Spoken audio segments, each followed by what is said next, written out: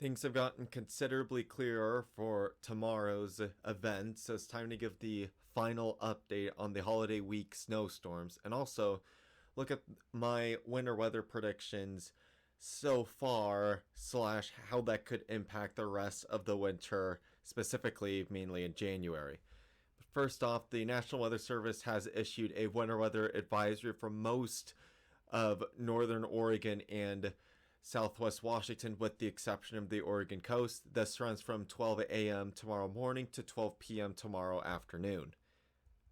So the setup for this system is similar to the others, but there's one key difference. So similar to the other ones, this is a BC Slider like event where we have a low pressure system moving off the coast of British Columbia. But unlike the other systems, this will move inland far more north of where the previous lows went through and will go into the Columbia Basin. So unlike the last couple of systems where it took the colder Arctic air in British Columbia and brought it around and down into Oregon, this time it'll be a warmer southerly wind instead. And unlike last time, there will not be a shift back to a northerly wind. The only area that will have a slightly different wind pattern will be the eastern Portland metro area, which will start with an easterly wind. Now, more areas currently have an easterly wind. However, that should change as we move further into the overnight hours and into tomorrow. So looking at the timeline, and because the temperatures are going to be different for Portland and Corvallis, I decided to use the Portland temperatures here because they're the ones that are a little bit closer to freezing. But also just know that the temperatures are a little bit variable depending on how close you are to the gorge influence and the urban heat island effect and certain other factors. So the low temperature tonight's actually going to be pretty early. So I'm thinking around 10 o'clock to midnight will be the low temperature before slowly warming up. It'll probably start as snowfall, at least briefly, from about Salem north. The further you are north, the longer it will stay snowfall.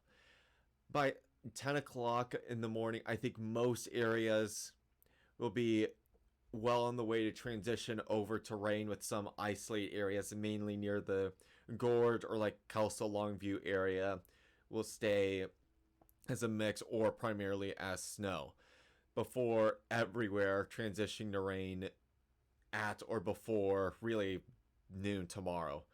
It could transition back to a mix or even some light snow as precipitation's ending and we drop below freezing again tomorrow night. However, I'm not 100% confident that, so I'm leaving the rain snow mix graphic up instead of the full on snow graphic before drying out on Friday morning. So one thing to note is that Corvallis will mainly be rain. However, a quick mix can't be ruled out because of the current snow cover down there. That should bring temperatures down at least a little bit. So the expected widespread snow totals, if you're really from about Salem to essentially Wilsonville, you'll be lucky to get anywhere above half an inch. I'm thinking nothing to half an inch is most likely. For the Portland area, including most of the Columbia River Gorge, I'm thinking anywhere from a trace to 2 inches. Most locations will probably be on the lower end of that spectrum, probably no more than an inch, with the exception of like Gresham and Troutdale, who could get closer to that 2-inch mark, and that includes Kelso and Longview as well, by nature being further north. The hills probably closer to 1 to 4 inches, while the Cascades and Coast Range anywhere from 3 to 12 inches, depending on elevation and other factors. So moving on to the 7-day forecast from the Corvallis and South Valley area, really just tomorrow in the early morning hours is your last threat, if you call it a threat. Each of the high temperatures are now in the low to mid 40s, and I did raise some of the temperatures based on the fact that models have been trending warmer the last couple days, and it seems to have gotten far more clear compared to the last couple of days. Lows will be under freezing for 2 more days beyond tonight before creeping back into the mid to upper 30s, far more typical for this time of year. It looks like a wet next week as well. For Portland, the same general pattern exists. However, the temperatures are probably going to be a notch or two colder, mainly because of the gorge influence to begin with, at least. I have highs in the 30s for the next 3 days, lows below freezing for the next 2 days as well, before highs jumping back into the 40s from Sunday to Wednesday. So that's it for the main forecast. However, to go back over my performance this event, this is mainly to keep me in check, and then also so you guys and gals know what I did correct and what I did wrong. So 1 to 2 days out, I felt like I did pretty good temperature wise outside of Portland. For the Portland city proper, I tended to go actually about 2 to 3 degrees too cold, with the exception of today, which was just bad all around for both the low temperature this morning and the high temperature this afternoon, where I was about 3 to 5 degrees too cold. Now, to get a longer range, 3 days or beyond, that just wasn't good, period, mainly because of higher model uncertainty, plus unaccounted variables that led to this error that really didn't get solved until a day or two out, depending on what variables those were. However, I really did like my snow forecast for Storm 1, which was Christmas to 2 days after Christmas. I forecasted 2 to 5 inches for the Northern Valley, or 3 to 7 inches for the Southern Valley, plus some of the western towns like Forest Grove and Dallas, which was mainly right with some isolated totals with less, like Portland or more with Eugene. Actually, an interesting note with Eugene is that is the snowiest December day on record. Their records go back to 1890. Storm number 2, I forecasted 1 to 4 inches, and based on what I saw from the snowfall reports, I didn't see anywhere that got below 1 inch or anywhere that had above 4 inches. Most valley locations now had anywhere from 1.5 to 3 inches. So considering that these events are extremely difficult to forecast, I will take this as a win in my book for the most part, even though this isn't going in as an Arctic blast like I kind of hyped up in the beginning. It was overall a good forecast for the most important parts. Now, for the long-range updates.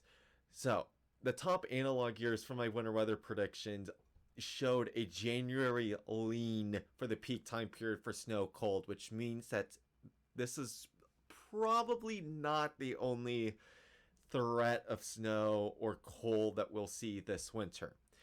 To add on to that, I took a look again at my top analog years that I made in my winter weather prediction, and 3 out of 4 of them had Decembers pretty closely mirroring this one, like a December right around average, or maybe even a little above temperature wise, with one cold snap of some sort. The fourth still had similar aspects, but was not as closely aligning. That was also the one that had the most dramatic December snowfall, 2008 to 2009. Those 3 analog years had a cold and or snowy second half of January. So as a result, I think there'll be a break for a little while, probably for about 2 to 3 weeks before we go back into the freezer. However, long-range forecasts are very inaccurate in general, so I'm not going to make any specifics beyond what I have previously mentioned in this video. However, I should also note that it is possible that this is the coldest we get, even though, based on everything I'm seeing, it seems to be pretty unlikely. So I will link my winter weather predictions in the end cards. Otherwise, yeah, this is it for the holiday forecast. Thank you all for watching. The next time I come out with the video will either be the next severe weather for the Willamette Valley, and if nothing else happens this winter, it'll be my winter weather prediction verification, which, based on the snowfall totals, looks pretty good so far, at least. Otherwise, have a good rest of your holiday break and take care.